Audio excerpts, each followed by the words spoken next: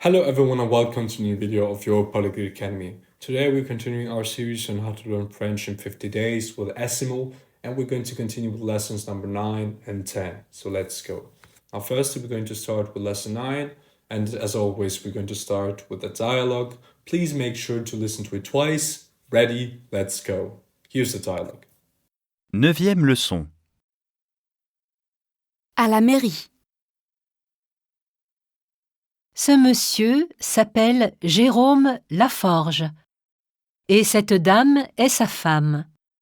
Ils sont à la mairie pour demander une nouvelle carte d'identité pour leur fils. Quel âge a cet enfant? Il a 8 ans, monsieur. Et il s'appelle Laforge? Est-ce que c'est votre enfant? Oui, monsieur. Bien. Et il habite chez vous? Mais évidemment, avec moi et sa mère. Neuvième leçon. À la mairie. Ce monsieur s'appelle Jérôme Laforge et cette dame est sa femme.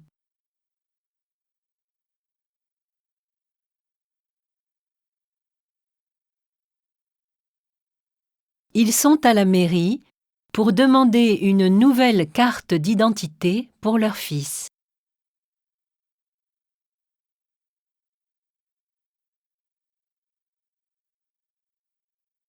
Quel âge a cet enfant? Il a 8 ans, monsieur. Et il s'appelle Laforge? Est-ce que c'est votre enfant?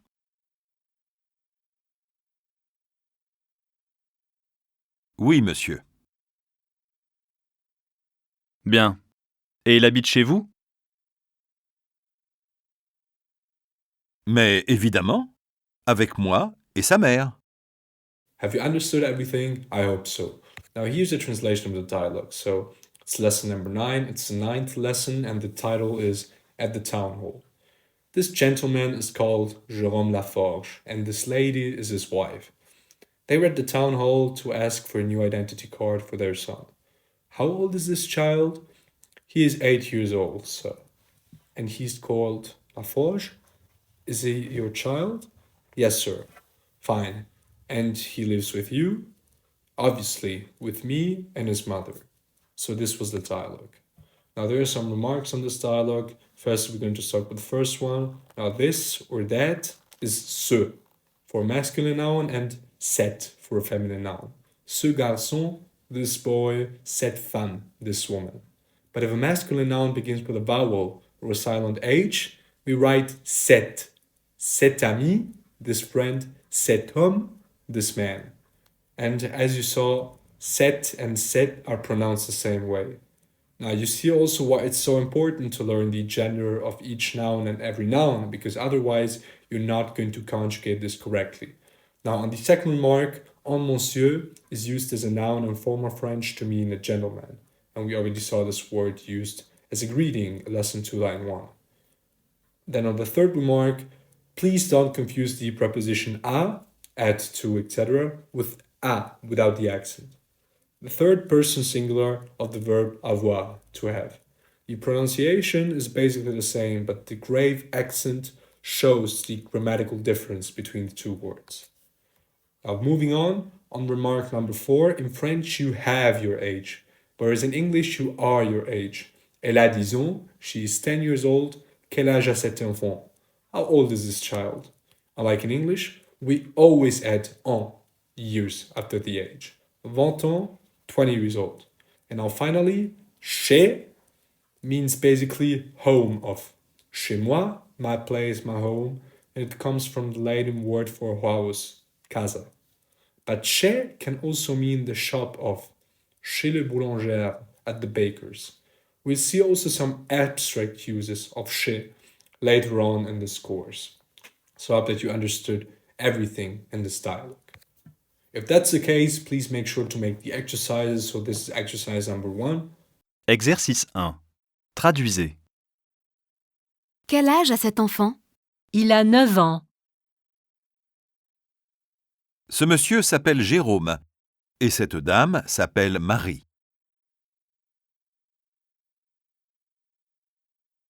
J'habite chez un ami à Lyon. Est-ce que c'est votre carte d'identité? Oui, évidemment. And this is exercise number 2 where you will have to fill in the missing words. And if you would like to know whether you solved it rightly or not, please make sure to leave a comment with your own solutions so that I can correct them and so that you can get a feedback from me. Have you understood everything? Well, I hope so. If that's the case, let's continue with lesson number 10. Now, as always, we're going to start with a dialogue, so make sure to listen to it twice. Ready? Let's start. Here's the dialogue. 10e leçon. C'est très simple. D'accord. Je fais mon travail, c'est tout. Est-ce que vous avez le formulaire B52 Oui, monsieur, nous l'avons.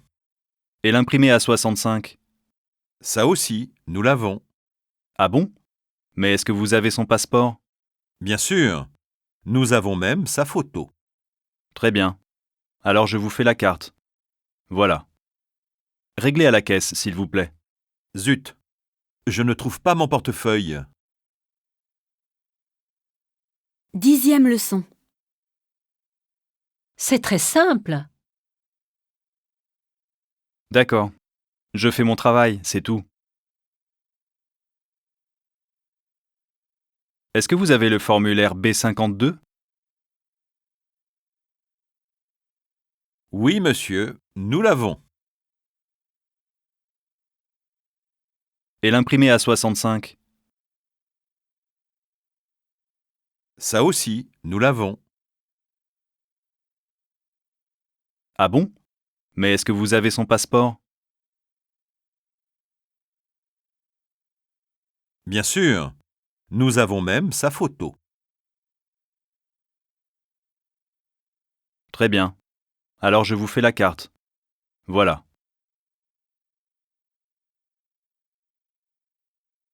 Réglez à la caisse, s'il vous plaît. Zut. Je ne trouve pas mon portefeuille. Now, I hope that you understood the dialogue. Here's a translation of it. So it's 10th lesson, and the title is It's Very Simple.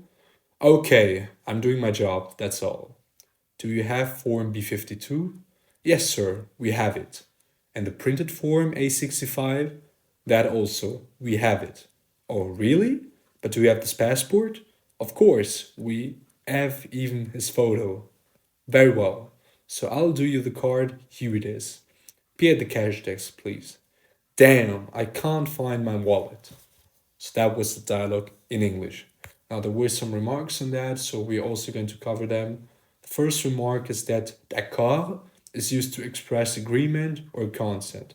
And it's also the origin of the English word accord.